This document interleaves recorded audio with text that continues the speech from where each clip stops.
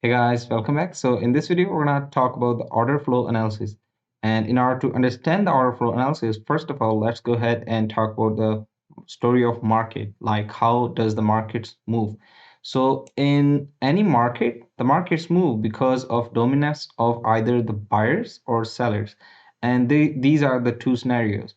When the buyers are greater than sellers, then the market goes up, okay? Because that necessarily means that now the buyers are pushing the market in the bullish direction.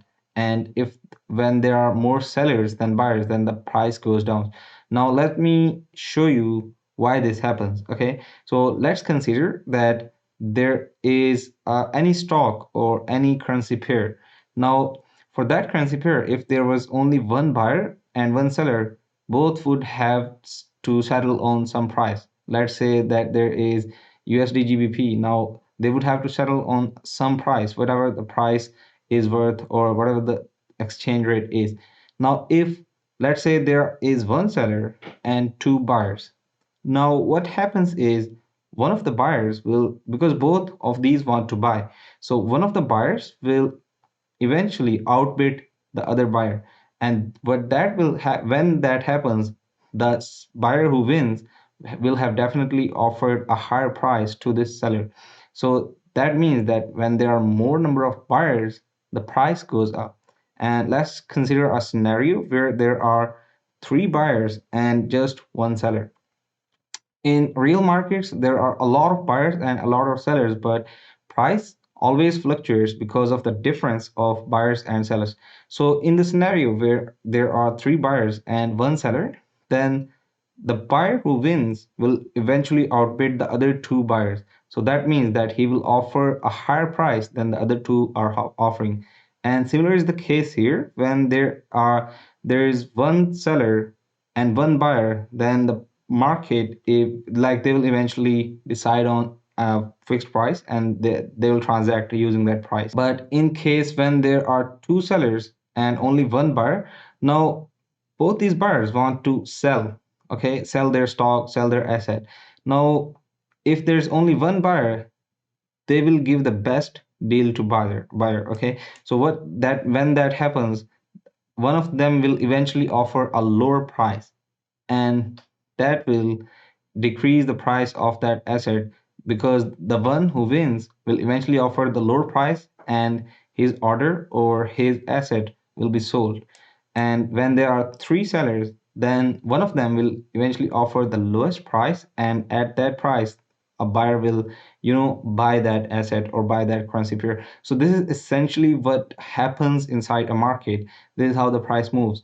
And if I just go towards this chart, this is the line chart for BTC USD. Now as you can see that this market is moving. I have gone towards 10 seconds just to show you the movement of the market.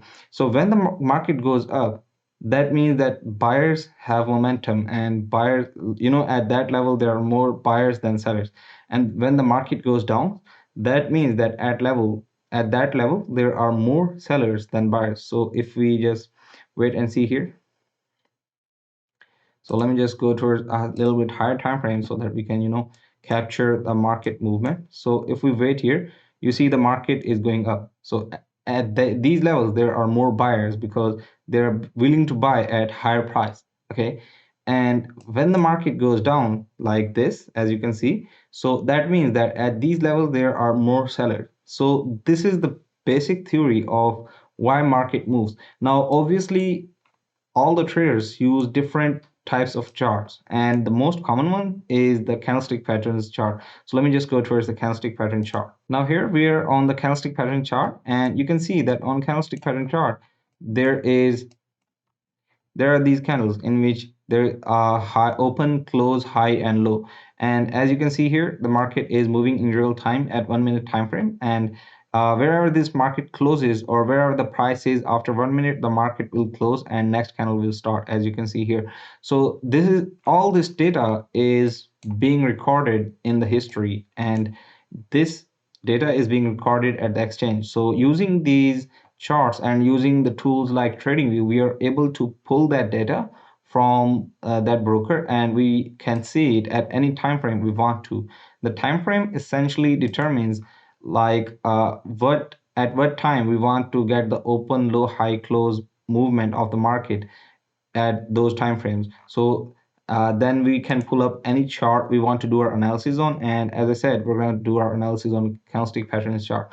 So now you understand how does the market move.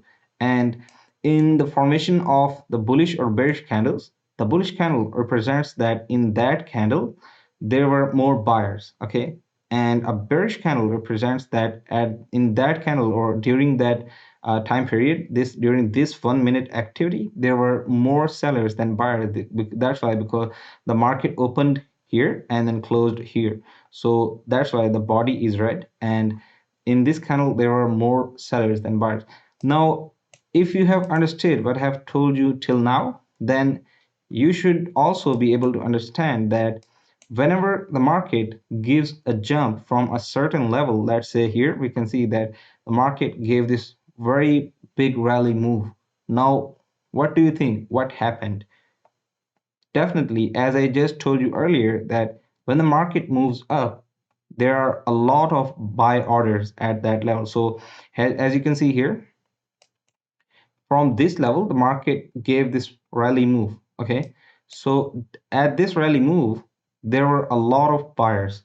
So, because of those buy orders, the market moved up. Now, at this level, this is the level where institutions trade. Okay, because at levels when the market is moving very much in the bullish direction or impulsively in the bearish direction, then those levels are very important.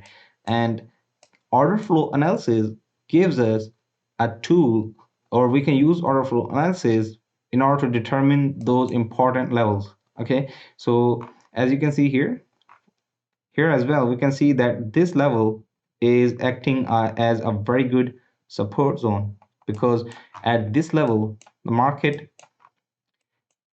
comes here and then bounces back. So at this level there must be a lot of buy orders, and if we look here, this level is acting as a very strong resistance zone.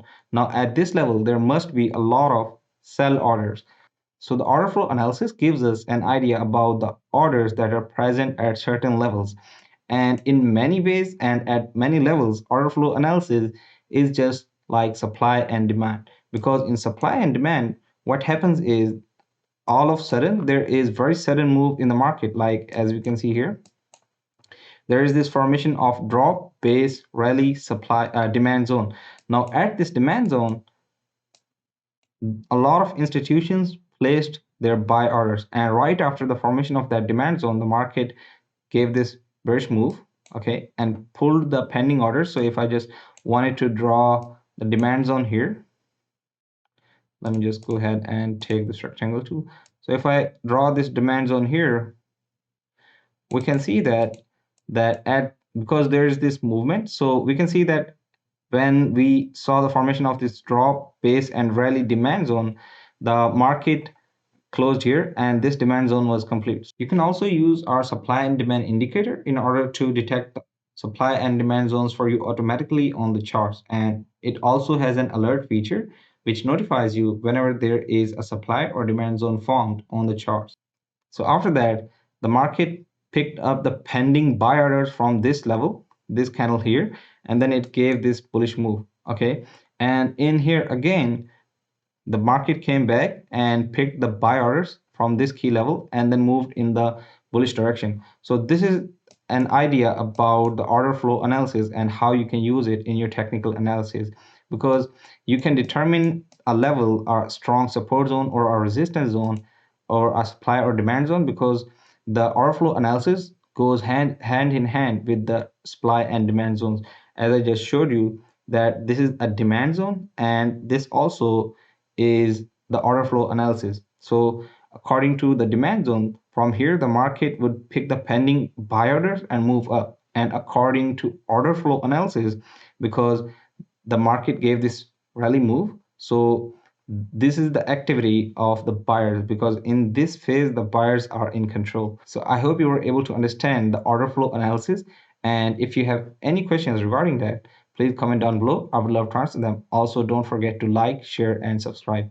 See you guys in the next video. Thank you.